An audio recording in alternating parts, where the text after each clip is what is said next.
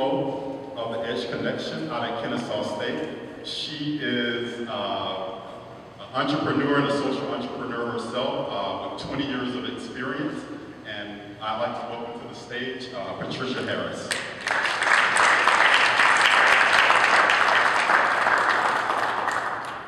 Next, I want to welcome my friend, the Executive Director of the Global Soap Project, Sam Stevens. Sam comes with many years in the nonprofit sector, and he is with Global Soap now, and as of February of 2012, he's basically grown that organization. He'll tell you more about it, but he is, he went to school to be a pilot, and now he's running the nonprofit, so thanks a lot for welcoming Sam Stevens. Last but not least, I'd like to welcome my boss, my mentor, my friend. I guess he needs no introduction, Mr. Damon John.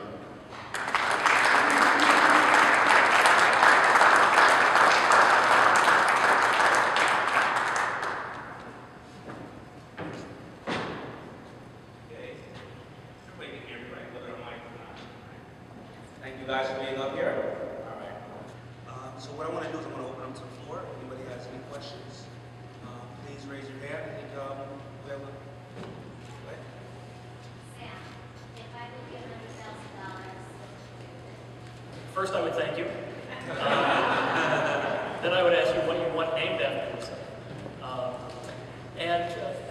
I think my guess is before we got to that point where you're giving $100,000, we would have a conversation about what you want us to do. In the nonprofit sector, there is designated funding and there is general operating support. If you're a really nice person, you would give us general operating support money, because that allows us to fund all of our operations. So, for example, at the Global Soap Project, we produce soap. We're essentially, at the end of the day, a soap manufacturing organization. We're a global health company, but we do it through soap manufacturing. We produce about 30,000 brand new bars of soap every week. It costs, just in terms of direct manufacturing costs, so not my salary, not the salary of our operations director, not the salary of our development director, just the direct manufacturing costs, about 20 cents per bar. So you multiply that throughout the course of a year over 1 million bars of soap, and that's just the direct operation cost. Then we've got the cost of actually running the business, doing the accounting, doing the fundraising, all of that kind of stuff, which requires that general operating support. So I'd love to talk with you about how we can apply the general operating support to expand our mission. We incredible needs and incredible opportunities. Sam, you mind soap cut? Yes, I like that. I was wondering if we would see that. We have wonderful opportunities to name a soap cutting machine after you. See me afterwards. All right. Any other questions? There you go. That question, your question really sparked this thought in me. How do you all feel about donor advised funds? I ask it from the perspective that that is a very fast-growing solution for people who have charitable intent, and yet it seems to me that represents a danger to organizations like yourselves, because I had, for example, had never heard of you. I dare say lots of people have never heard of you, and donor advised funds seems a safe way to give, and yet much of that money would never get to organizations like you. It's a very good question. And I think within the nonprofit sector in general, our feelings about donor advised funds depends on where you fit within the size and the criteria within the nonprofit sector. So if you're a large, well-known organization, you love donor advised funds. If you're a small startup organization, you have some mixed feelings about donor advised funds, because donor advised funds are going to have those different hurdles that organizations have to jump through. For example, the Global Soap Project, we were started in 2009. We didn't have any regular paid staff until a year ago, literally a year ago this month. And so we didn't have an audit.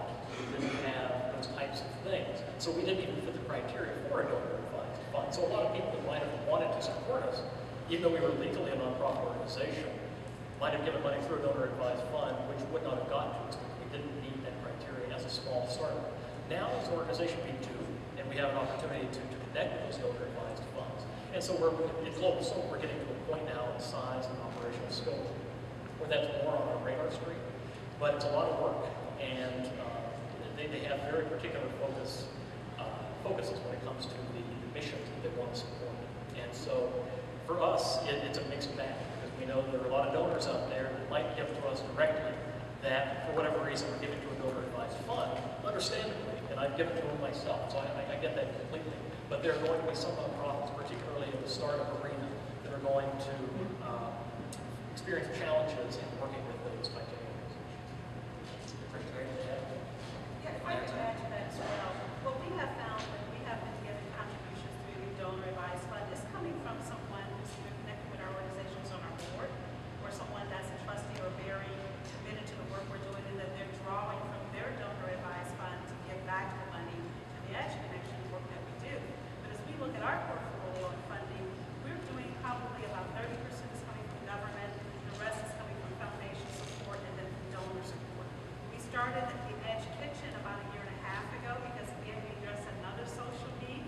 Here in the state of Georgia, we had about 22% of the clients we were serving that were cooking illegally out of their homes because there were no commercial kitchens in place or incubator kitchens for them to grow their businesses. So in creating that model, we raised $1.2 million to build a facility. We worked in partnership with Kennesaw State and Coast College to really leverage our brand to get the funding in place to build the kitchen. So now we have a 4,400 square foot facility for food entrepreneurs outside of the entrepreneurs who serve in other businesses to grow their businesses. And what that does is it reduces the risk of foodborne illnesses, which is a lot of that stuff going on, because when you ask the clients, or who are your clients, they would give us big Fortune 500 names like Delta Airlines and Coca-Cola. Nobody's asking them, where are you cooking your food?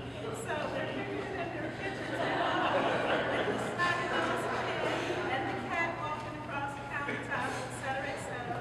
So folks, be careful where you eat food when you go to events, because if they're not licensed by the Department of Agriculture, the Department of Food Service, that's a problem too. So we're addressing that social problem here in our market by creating our Edge Kitchen.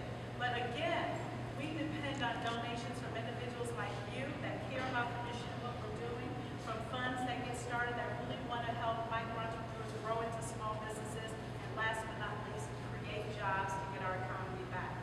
If 1 in 3 micro business were to hire one person, this country would be a full day, literally. Okay, do you still have the question in the yellow? Yep. How do you identify the communities which could benefit from your services the most? And then how do you go about educating them on the proper way to use your soap? I love those questions. Did we pay you to ask this question? Thank you. I love that. You know, for us, for me at least, I should say, I don't want to be forcing my will on others, but for me, impact sustainability is absolutely critical to be successful as a well-run organization. And for me personally, for the organization, our vision is to save lives and improve global health, but to do that in a way that is globally sustainable. So we don't want to take a shipment of soap and drop it off in a community and say, soap is wonderful, enjoy, and then never see them again. Because we're doing more harm than good in that case. We want to be mindful to what happens when we leave a community, and when can we leave a community? Because we want to make sure that if we're going in, that there's going to be access to soap after our exit. And so for us, I like to say there's sort of 2 target populations. One is the short-term supply gap, if you will. So these are disasters, these are crises, internationally here at home as well, where the people that we're going to be giving the soap to have probably used soap before. They know why to use soap, they know how to use soap. Something has happened to disrupt their supply chain. And so they need someone to step in and provide soap temporarily until the local sources or whatever other sources they have to soap can come back online. So that's easy for us to step in. We sent a shipment to Sierra Leone in November for a cholera outbreak there. It's a terrible disaster, hundreds of people die. And soap is the number one way to prevent the spread of cholera. So that's a good disaster response effort for us.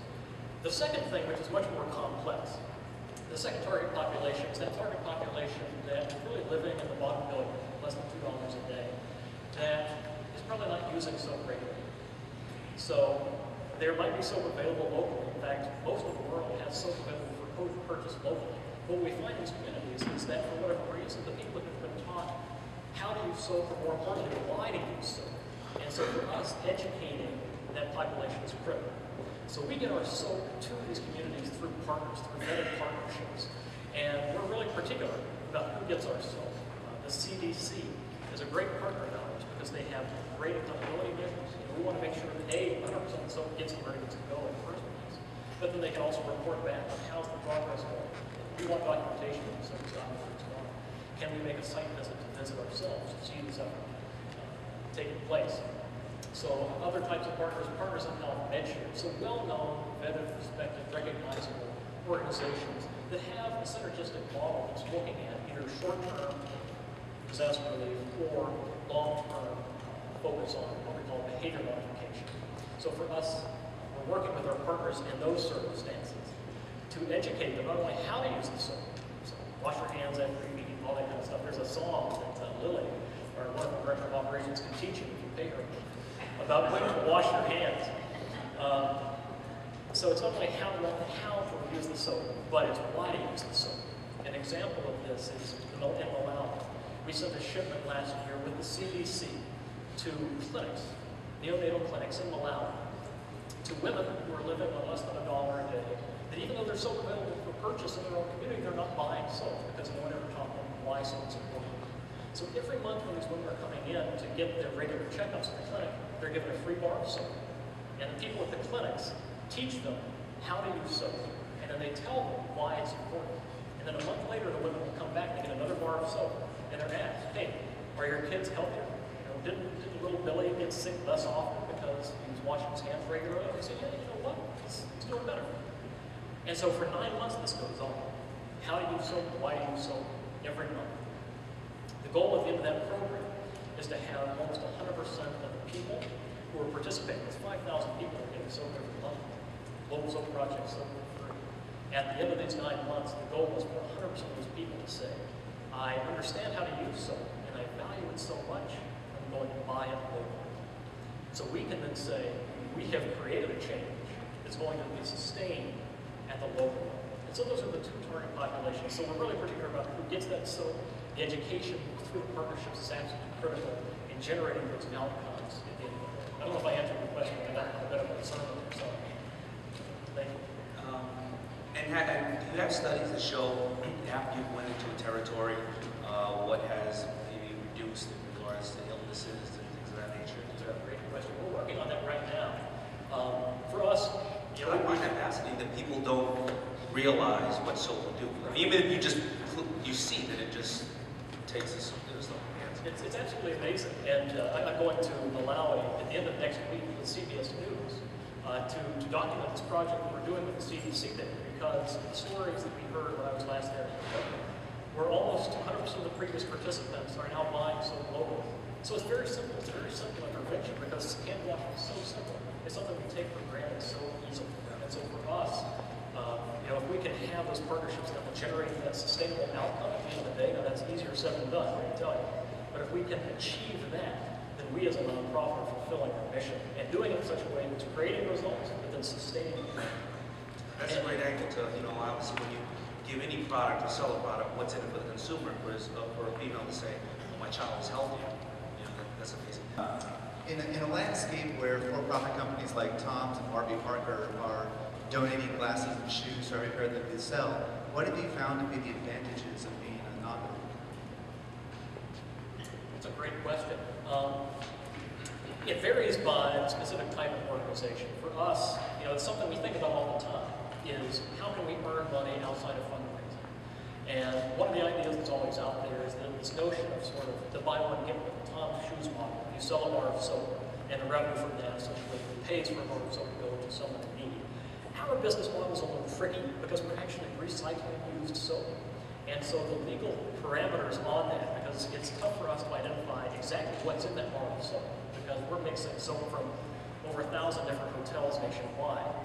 Even though we sort it by color and content, there's still going to be all different types of brands and product lines in that soap. And so it's hard for us to essentially market that soap as a new product. Right now, it's illegal for us to sell our soap as essentially a new product. Now, could we sell it online or something like that? Yes.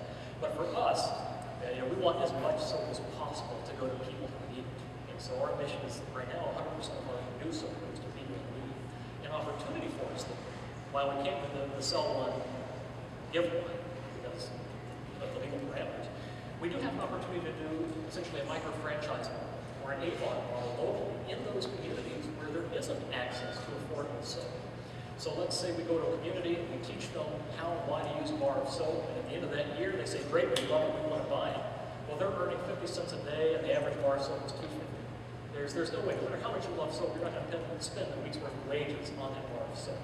So do we have an opportunity to take our soap and use that as essentially a job creator at the local level, where women and people in the communities are going out and selling the soap door to door, so that there is local access to affordable quality soap long term. But then also, we're getting revenue from it. So they keep the profit that they make, and then we get the cost of that bar of soap goes back to us. So we're making revenue. Our mission is being fulfilled by taking it a step further, by making sure there's access to soap in places that there wasn't access previously, and we're creating jobs too. So it really depends on the legal constraints and things like that. Tom's hasn't been awful one for them, and I'm envious in some ways. But for us, we have opportunities to look at other ways to fulfill our mission, to strengthen our mission and our impact, and to diversify our revenues.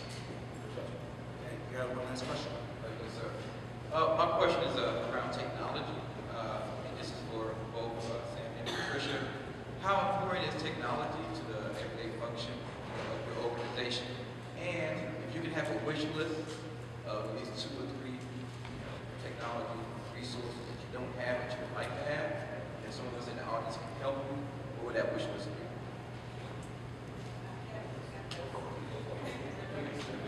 Technology is very important to us. We've been very, very fortunate over the last 3 years to have a technology grant from CBION, Go CBION. They're the new fastest growing telecommunications company that started here in Georgia. As a micro business now, is 5 or 6 different cities and employing thousands of people. What CBION did was come in and fully wire our kitchen with Wi-Fi, gave us access to technology, it gave us Blackberries, it gave us access to telephone services in order for us to run that facility. In addition to that, they just had a contest among the 4 nonprofits that they support here in the Atlanta market to compete for a grant to get Salesforce. If you're not familiar, Salesforce is a new data management system that will revolutionize the way nonprofits are keeping their data, disseminating their data, etc. Well, we've been awarded the grant. We got a grant from CBION to actually implement Salesforce at the Edge Connection. It's going to totally revolutionize the way that we create data, are able to disseminate it, and be able to manage the data. So any other technology things that I can think of that we would need, I'm kind of at a place now where I'm happy because we got 2 great resources and technology thanks to CBION and the partnering with TechBridge. That's how we got the Salesforce grant, with TechBridge in partnership with CBION. Okay. Do you have any last remarks? First, and then I'm going to go to Sam. Well, I've really enjoyed this opportunity to be here tonight to talk about social enterprise as it pertains to micro business development and helping people get out of poverty here in the United States. We know that micro business development has been around for at least 30 years in third world countries through the Green Bank model, as well as coming to the U.S. and being a part of that movement here in this country for over 20 years. We are making an impact, we are changing lives, we are getting people out of poverty, we're helping them create jobs for themselves that they cannot go out there and get anymore. And sadly, the demographics has changed. Now there's a lot of unemployed people coming to us who are no longer marketable because they've lost jobs.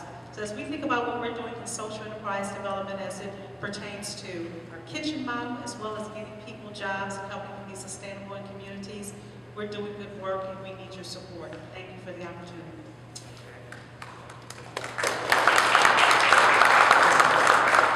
Sam, why don't you tell us how can Thank you. That makes my segue a little easier. Thank you. First, I want to thank you all for coming out this evening and taking advantage of the opportunity not only to meet with an incredible group of people, but to learn a little more about social entrepreneurship, social enterprises, the Global Soap Project in particular. I'm grateful for David, I'm grateful for Patricia, and I'm humbled to share the stage with them this evening. The Global Soap Project, when people ask us what our greatest need is, they automatically, kind of in the back of their minds, think, I want to help you get soap. And that's understandable, because you hear our business model and you think, that is so cool. I know all these people that have drawers. Apparently, I never knew this until I started working here. But people have drawers of used soap that come out of the woodwork when they hear about it. And we love soap, let me tell you. Obviously, we wouldn't be in this business if we weren't for that. But at the end of the day, because we are a nonprofit, because we're a growing organization, because all of our soap today is being given away for free to people who need it around the world, to save lives, to improve local health in a sustainable way, the greatest need for us is financial support. And people ask, well, if I give you a gift of X amount, what will that do? Well, it varies by community, and $100,000 is fantastic. I've got a couple of good examples for you. But at the end of the day, one quick little metric for you. One bar of soap, and you've probably seen our soap on the countertops here. One bar of soap, when used regularly, appropriately, can last one person 1 month. And it costs us direct costs about 20 cents a bar to make it. So just the direct manufacturing costs $3 will provide, theoretically, soap per person for a year. So financial support is our greatest need. General operating support is always huge in helping with our salaries, to help us improve our measurement evaluations, we can understand what types of impacts we're creating in around the world. So at the end of the day, financial support is the single greatest thing you can do for us. We'd love to have you come out and volunteer. We'd love to have you help us collect soap, or give us soap, whatever that might look like. But number one for us is financial support. And happy to talk through any specific examples of what needs might be and opportunities to work together to make that happen. And you have the QR code on the back of this, so we can obviously You've got it, absolutely. scan it and donate. For folks that are more technologically savvy than myself, there is a QR code. You can scan that and make a donation this evening. In addition to that, you can visit our website anytime, make a donation there. Your support, again, is helping us save lives around the world. Well, thank you. Guys, please give it up for Patricia and Sam.